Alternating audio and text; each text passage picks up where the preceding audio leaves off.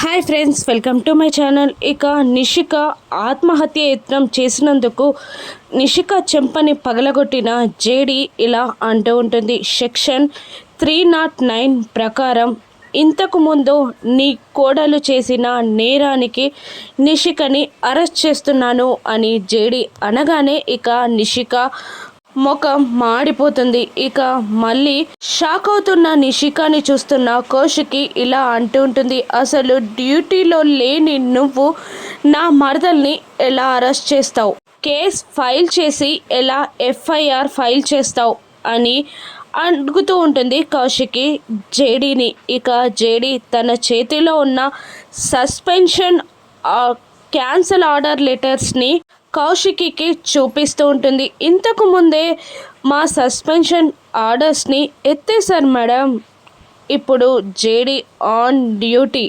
ఇక ఒక్కొక్కరి ఆటలు కట్టించి నేరాలన్నీ బయట పెట్టి యువరాజ్ ఎక్కడున్నాడా తీసుకొచ్చే పూచి నాది అని అంటూ నిషిక చేతికి సంఖ్యలు వేస్తూ ఉండగా వైజయంతి అయ్యో మేడం ఆగండి, జేడి ఆగు అని అరుస్తూ ఉంటుంది వైజయంతి. ఇక వైజయంతి మాటలని పట్టించుకోకుండా ఏ అని జేడి తిడుతూ నిషిక చేతులకి సంఖ్యలు వేసి అరెస్ట్ చేసి లాక్కెళ్తూ ఉంటుంది జేడి. ఇక నిషిక అరెస్ట్తో యువరాజ్ బయటికి వస్తాడా, లొంగిపోతాడా, రాను ఎపిసోడ్స్లో చూద్దాం. Thank you for watching.